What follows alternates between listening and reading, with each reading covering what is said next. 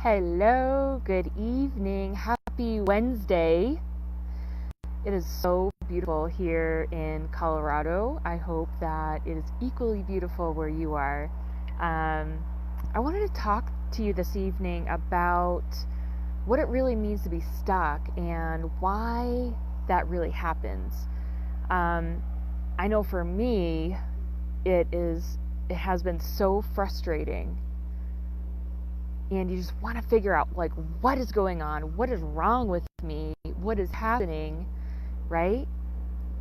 It feels like we have so little power and so little control when we feel stuck. And first, I want to congratulate you on getting to where you've gotten so far. Really recognize yourself for achieving what you have. I mean, if you really look back, 5 years ago, could you ever have imagined that you would be where you are today with with your financial wins, with your family, with your relationships, with your health? I mean, you have surpassed so many of your goals that seemed impossible at the time, and look at how far you've come. So really recognize that. I mean, I know that you've got high expectations for yourself, and I know that as you surpass your goals and exceed your expectations, you raise the bar even higher, and then those previous wins don't seem so big anymore. But let's just take a moment and really recognize ourselves for all that we have achieved and accomplished so far, and how far we've really come. And so hello Hillary, hello Alonzo, hello Tammy. So when we get stuck though, like you've come all this way, you have surpassed all of your milestones, and then there comes to that plateau point. And maybe there's been an area in your life that you've been at a plateau point this whole time when everything else has been growing. Have you experienced that? By the way, let me know if you can hear me. I forgot to do the sound check and everything. I'm using new headphones, and I'm in an area where there's a little bit of road noise, and so I'm wondering if the headphones are doing a good job, the microphone's doing a good job at canceling out the road noise. Hello, Valerie. So some of the situations that we get stuck are, one, when we hit that plateau after we've had a ton of growth. Then there's a part of us that's like, all right, let's just stay here for a little while and absorb all we can from the situation, and just let's integrate everything. And we hit this plateau, and there's a part of us, the type A part of us, that wants to just keep climbing and climbing and climbing and climbing. But then there's the other part of us that's like, no, we're gonna just chill here for now. We're gonna let things percolate. There's stuff happening below the surface that you don't need to know about right now. So just let it be. All right. So there's those two situations going on. Hey, and AJ, the other situation that happens is when we are growing, and this is what I want to talk about today. When we're growing really fast in a lot of different areas, say with your business, you're skyrocketing your business, exponentially growing all the time, and what I see a lot of times happening is when that's happening, other things tend to fall to the side, and maybe there's a particular, like maybe your relationship, your marriage, or maybe it's your health. Maybe you have a health problem that has just not been making any progress. And I see this so often. People have chronic back pain or migraines or some kind of a chronic illness that just goes on the back burner. And even though you feel like you're taking action towards improving that, you're not seeing many results with that area. And Maybe you've got affirmations. Maybe you visualize about it. Let me know. Raise your hand if you ever do that. That's awesome, Crystal. Are you done learning from this experience? That's so funny. So let me know if you ever experienced that, where you're doing affirmations and you're visualizing and you're meditating and taking action. You're doing all of these things, but you're still not seeing progress. And so I just want to let you know that the affirmations in the visualization can actually be very harmful to your progress. They can be degressing or stagnating instead of progressing, and they could be seriously holding you stuck. And I know that may not make sense. Like, I thought, visualization and affirmations are supposed to improve our identity, and it's supposed to, help us subconsciously go out and find the solutions to these things. Well, that's true if you have taken care of the first stuff. And what a lot of times when people just start out, and most people do start out with affirmations and visualization, because that's like the easy stuff, right? But when we start out with these things, this is what happens. It puts us in denial.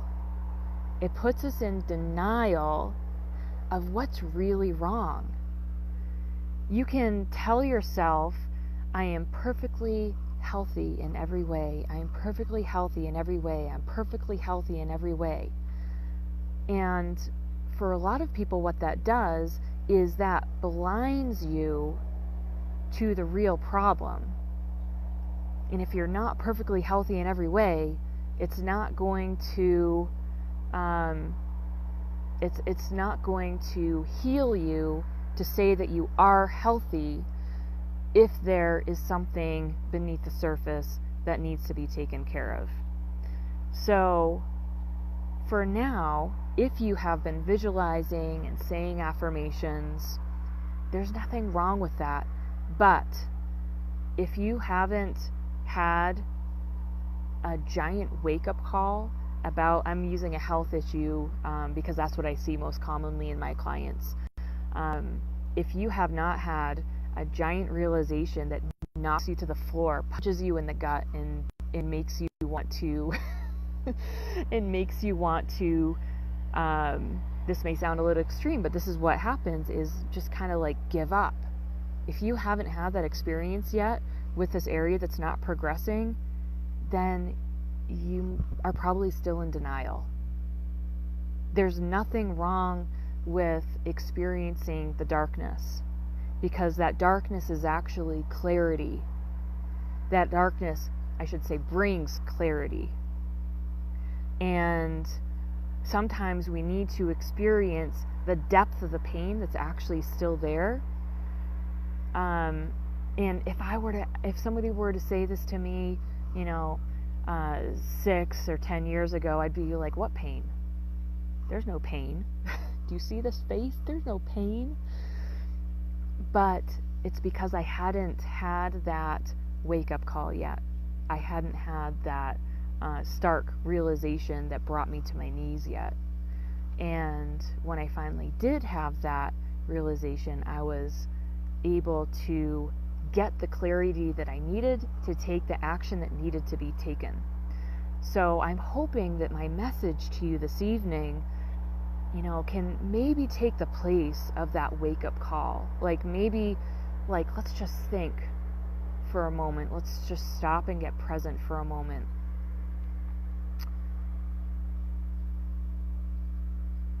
What is the real problem? What's the real problem? Let's not try to think positive about this. Let's not try to, make it better. Make it, what am I trying to say? Don't worry about manifesting the worst condition by seeing how bad it really is. Because seeing how bad it really is what you need in order to move forward. By staying in denial, you will always be stuck. By staying in denial, you will always be stuck. And the affirmations and the positive thinking and the visualizations are going to keep you in denial if you have not had the wake-up call yet. So maybe this is it for you. If you're watching this live, or if you're watching this, the recording of this, maybe this is it for you. And maybe it's coming for you. So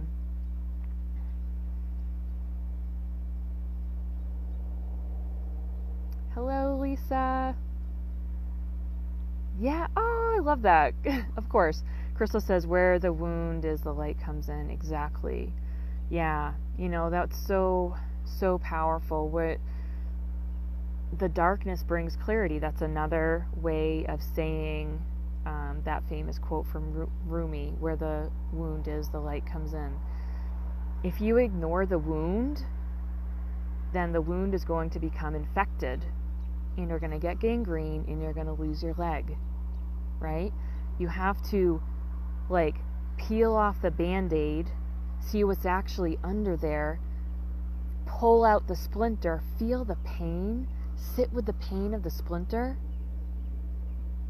and allow the fresh air, the sunshine, whatever healing treatment you use for that wound, allow all of that to be received by the wound, and allow it to heal. But as long as you keep that Band-Aid on it, and keep ignoring, denying what's lying under there with the affirmations, the positive thinking, the visualizations, even meditation can be such a distractor from the real problems. The meditation, typical traditional meditation, it doesn't fix anything.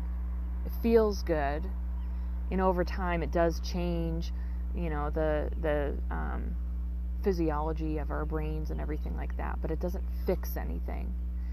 And so we need to just get real with what is lying underneath that Band-Aid, and pull out the garbage, pull out the dirt, clean it out, and allow it to really heal.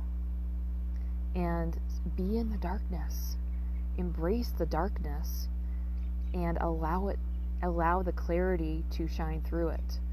And that clarity that you see within that darkness is going to be more real than anything you've ever experienced.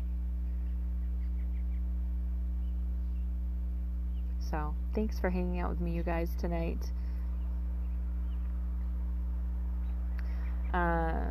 Crystal says, I've seen physical pain leave the body with massage work as the pain was acknowledged. Yeah.